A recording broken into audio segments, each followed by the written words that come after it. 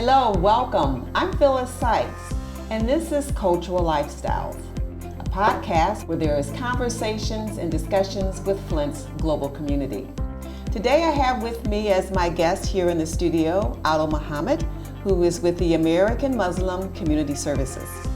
And who I have virtually is Asa Zakaro with the Latinx Technology Community Center, and Devin Batish with the Arab American Heritage Council. Welcome, gentlemen, and thank you for joining us. Thank you, Phyllis. Glad to be here. Glad to be here. So what I want to start our conversation about is how we are all here as collective partners. We've all been grantees with the Community Foundation to do outreach for the international community with regards to the Census 2020. But I'd first like to kind of talk about some things that have impeded our efforts to do that, specifically COVID-19. So I'd like to hear from each of you, how has the COVID-19 impacted the various respective communities? I mean, obviously, nobody expected this global event to happen like it did. Maybe it was expected, but I guess we didn't expect it to happen in our lifetimes or had to deal with it. Just like everybody else, I think, what it's demonstrating to all of us is that we're all human, at the end of it. Mm-hmm. So we're all dealing with it pretty much the same way, So the challenges are similar, but maybe the solutions could be different.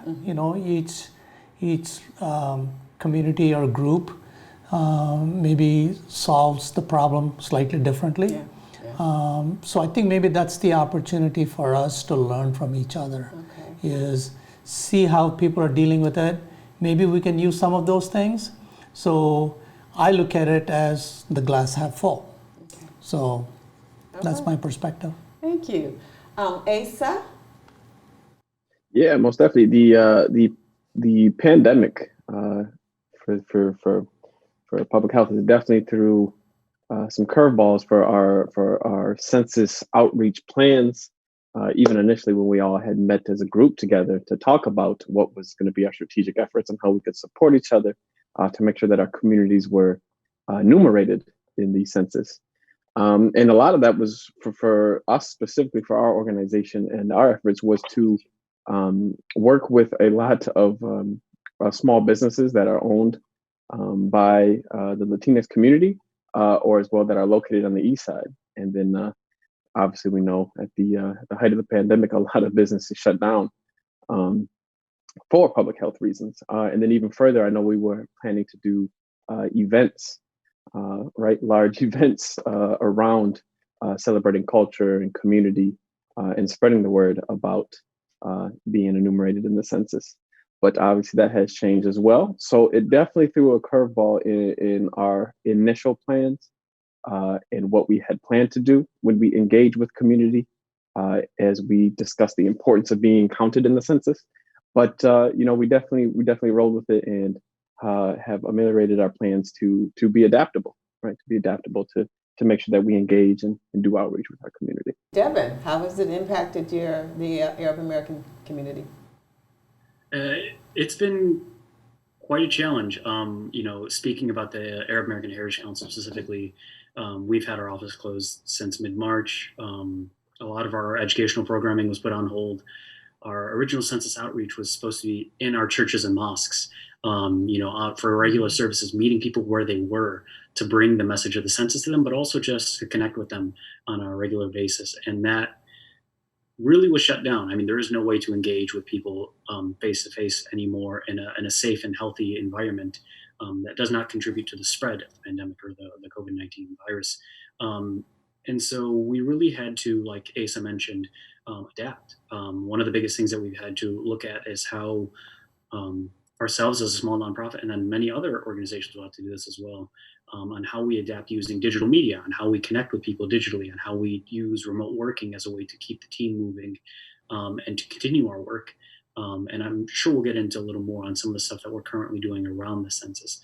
But I also wanted to highlight, it has been very difficult on the community, not just our organization.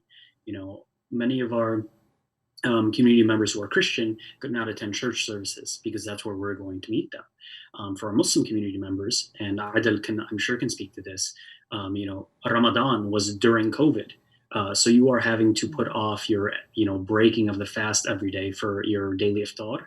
You're not able to attend that with what would be family members or community iftars, your Friday prayers, or the sermons that you would hear at the mosque. Those had to be virtually televised, or at least put live streams so that people could in some way engage in their faith denomination.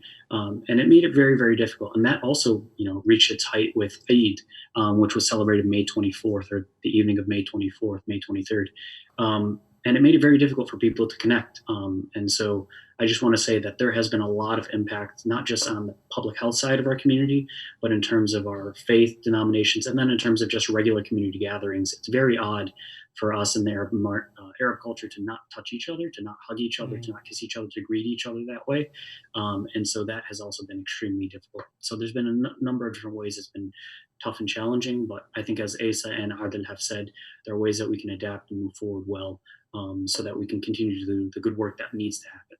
So, we've all kind of had that same similar experience in just some of the ways in which we operate as human and social beings in terms of interacting with people. Can anyone talk about anything that's positive that's come from this? I mean, like I said before, I look at it as how people would take a challenge and come up with their own way to address it or confront it.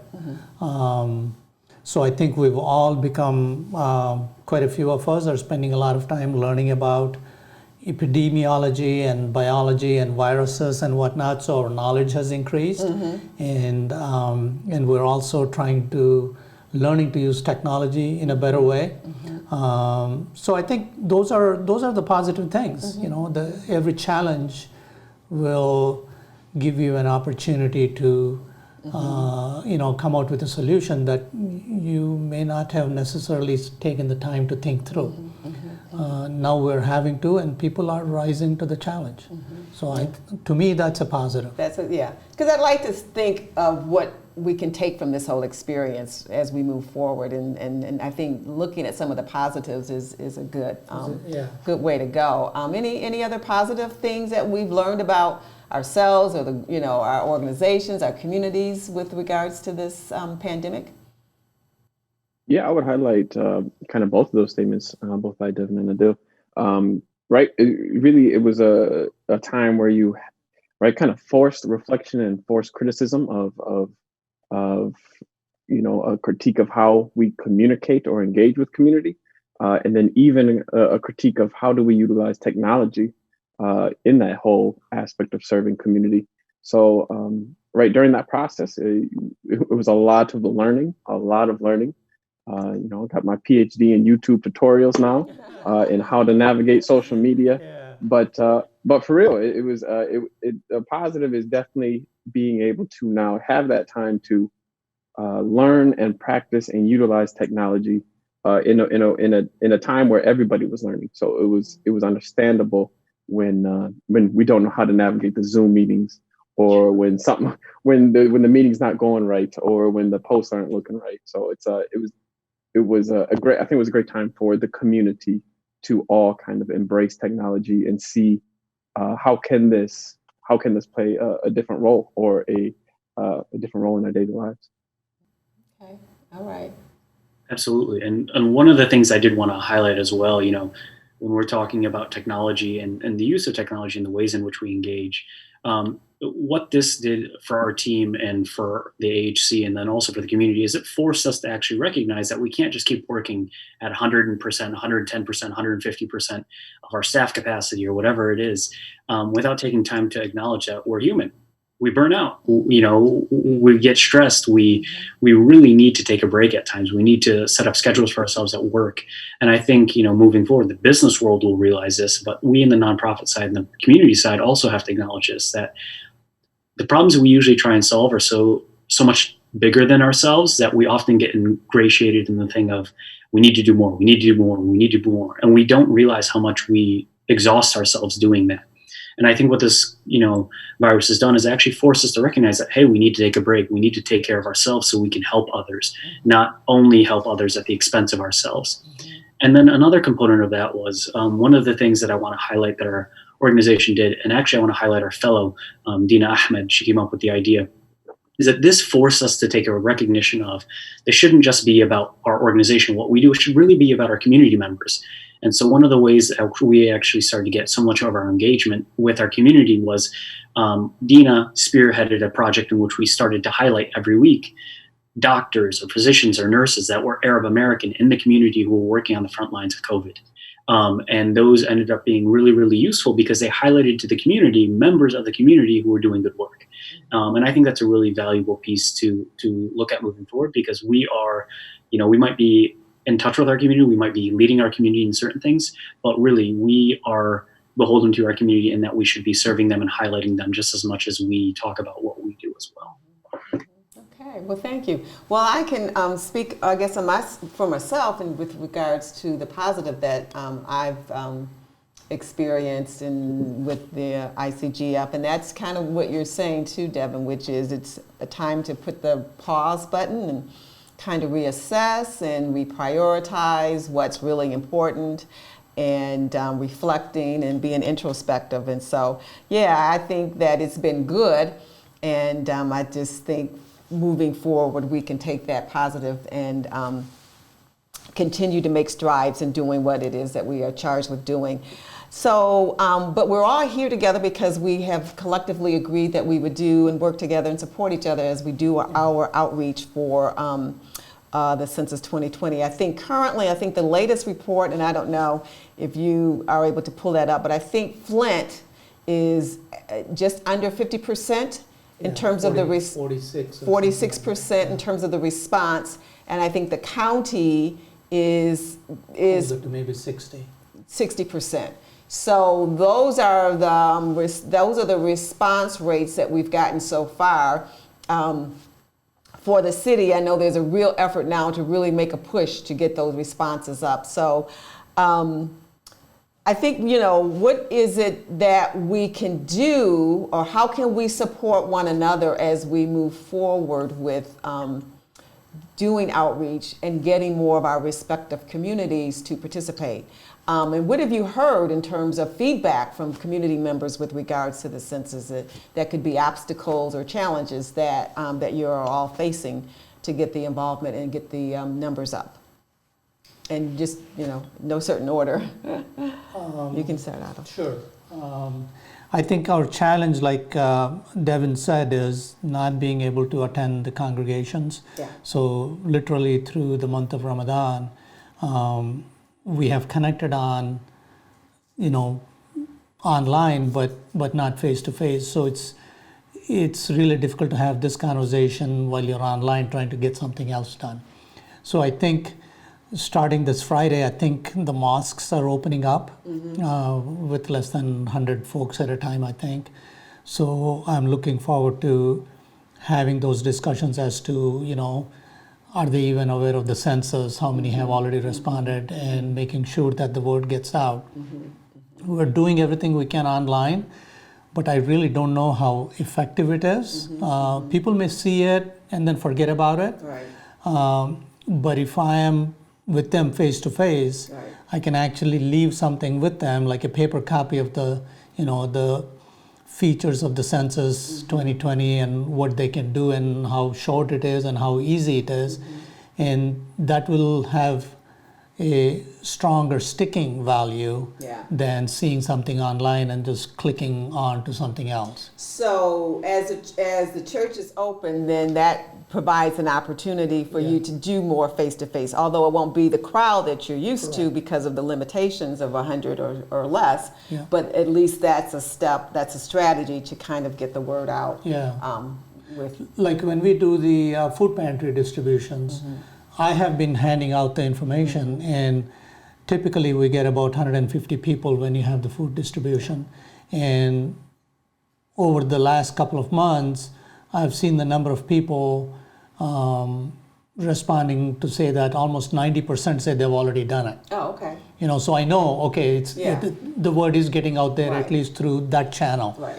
But what's happening at the mosques, I Right. have no idea. Right. You have no idea because you're not in contact. I'm not in contact with Yeah, them. yeah. And then I wonder, as we move forward and look at strategies, do people really understand what and why the census is so important? So is there a need to do a re-education of what it is the census is all about?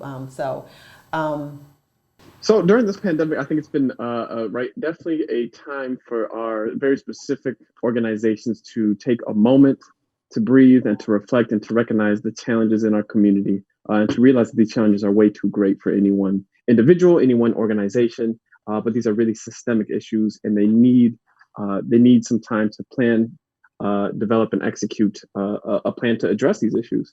And I think when we look at those response rates that we see for the state and for the county and for the city, I think that's kind of reflective of what we might see throughout history. Right, throughout the county, we see that there's a 66.6% response rate.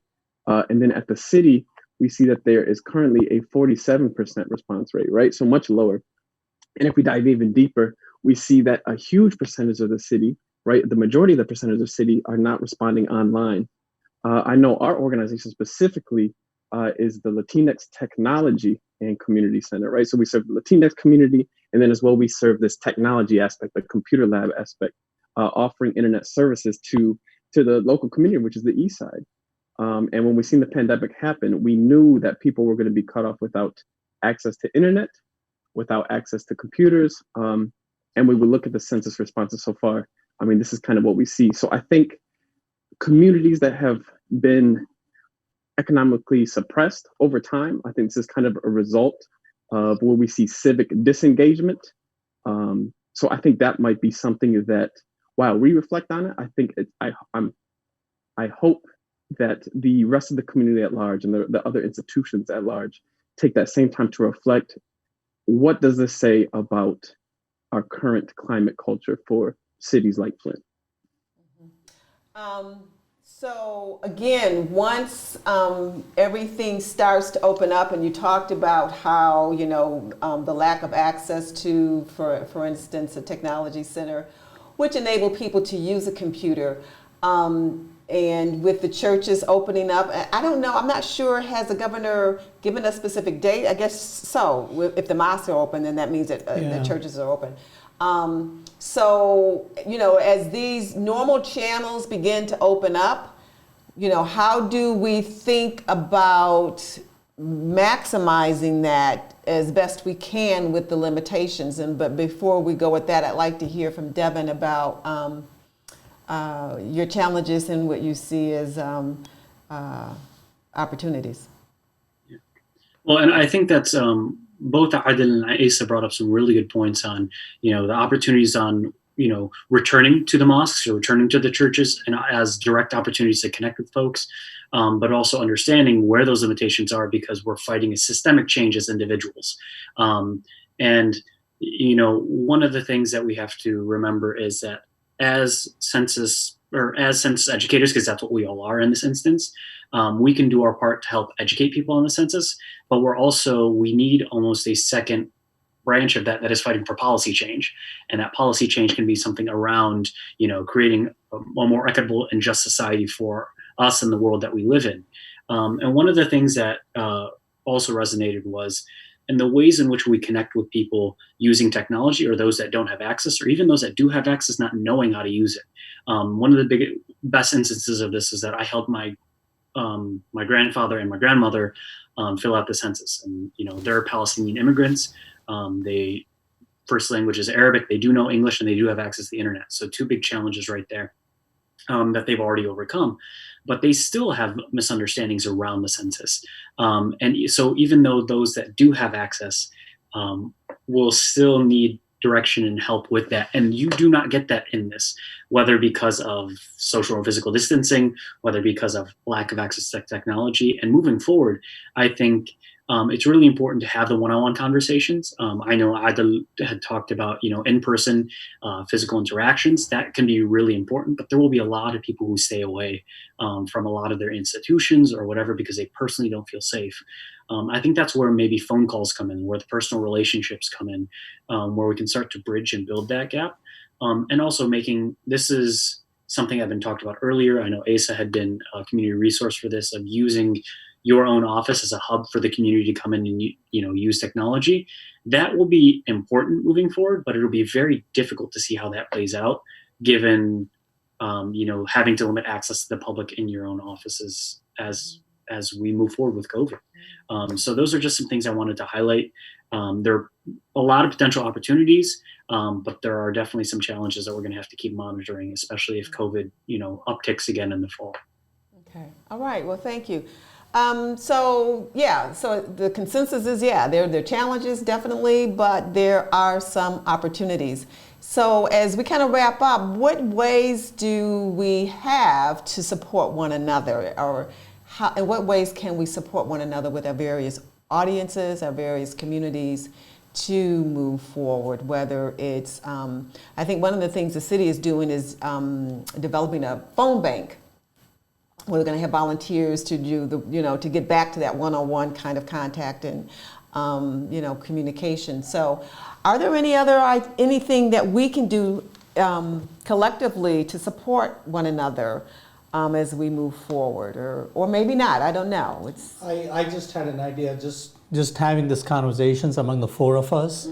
Mm-hmm. Our original strategy was to work together face to face with our communities and in group settings, right?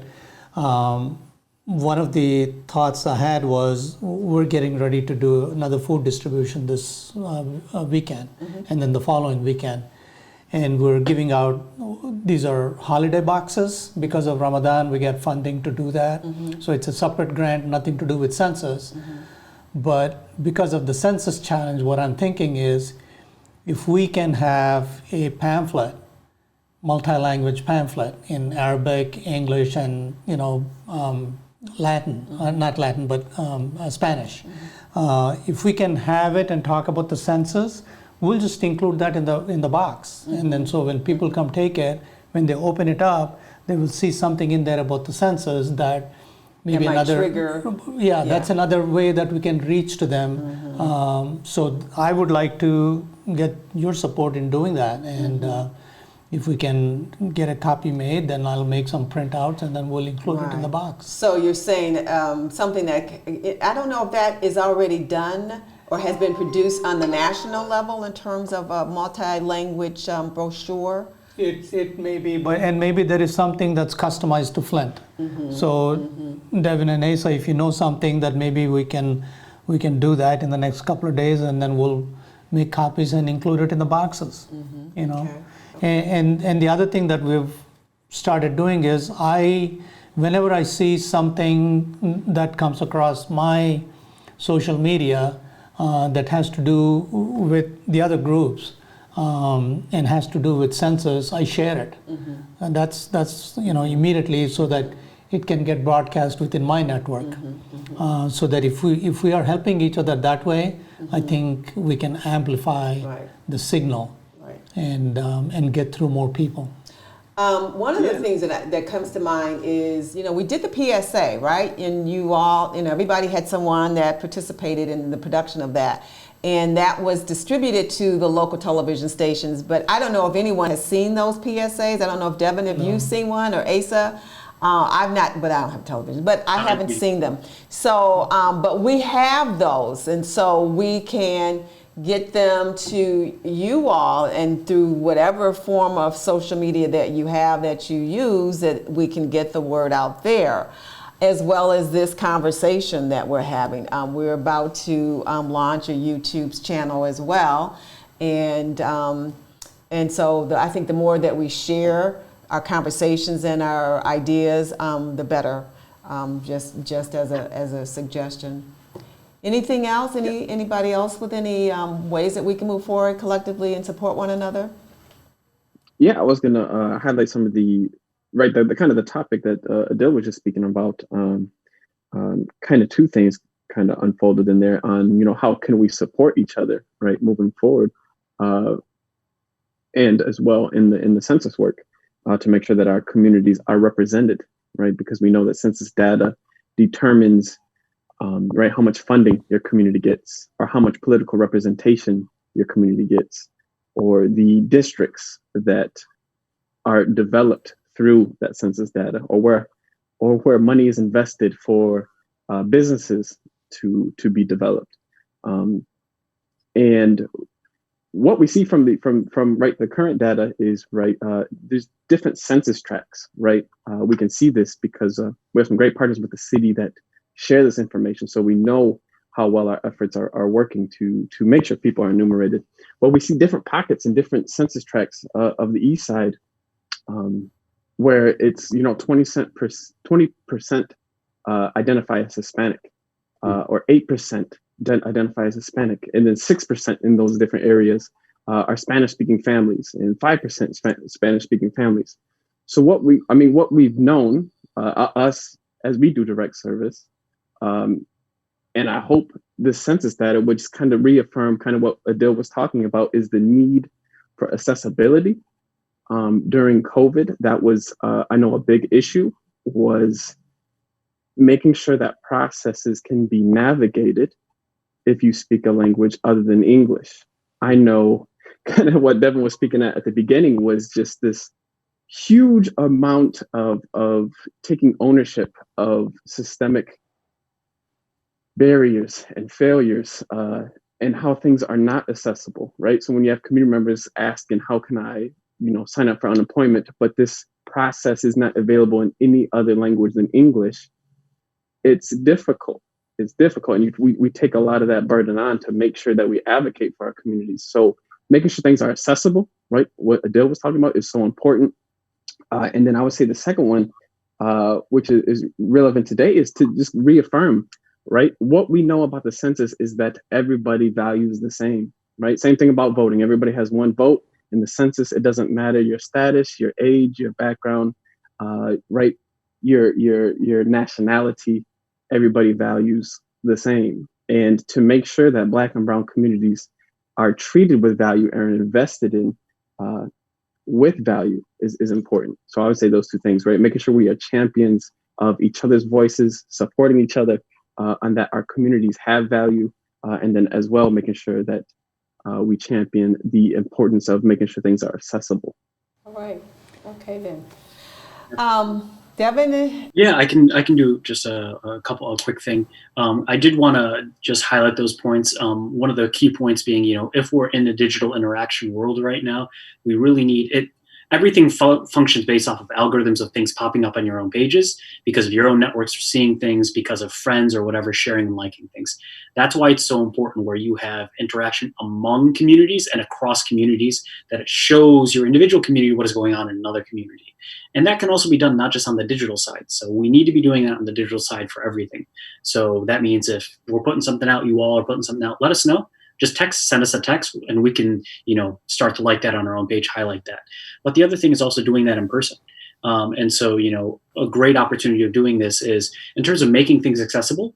That also talks about trust, right? So, for example, ASA may be working at the Latinx Center, working in an ESL class that they provide, and they do a very good job of. And they may get an Arabic-speaking client come in.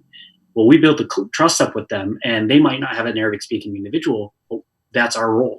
And so it really is also incumbent on us as leaders within our communities and also with our organizations to acknowledge who's already doing that work in that lane and not trying to reinvent that wheel, to make sure that, people are already accessing those resources.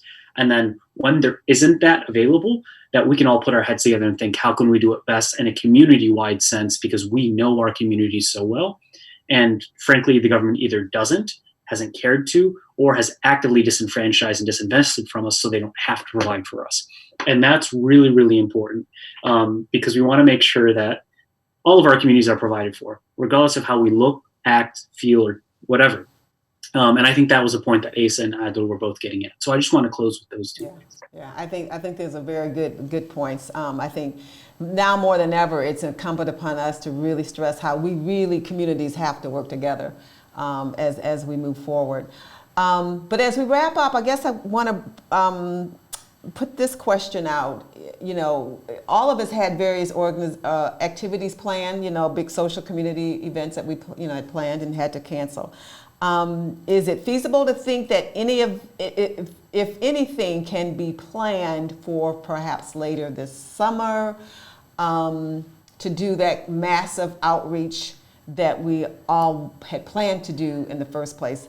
And I know, you know, no one knows the answer to that, but that may be, you know, something down the line that we may revisit, because I think we all had talked about doing something collectively as a one big event for the census, yeah. And of course, we were going to do that in April. So obviously that, you know, got kicked to the side. So, you know, we might want to talk about something similar, something whatever that we may be able to do later this summer based on how things turn out. But I think that perhaps we should have this conversation again, maybe in a month or two, to kind of get updated on where we are, and then maybe by then we'll have a better sense of some strategies that we can execute to really push home the importance of the census and really kind of make an impact on the numbers. So, but I think this has been great thus far. I think this is a first good effort for us. I'm so glad to see everyone is still out and about and everyone is healthy and doing well. And thank you for your time to be here for the first podcast of the Cultural Lifestyle. I'd like to thank you all, and be safe and be healthy. We'll see you.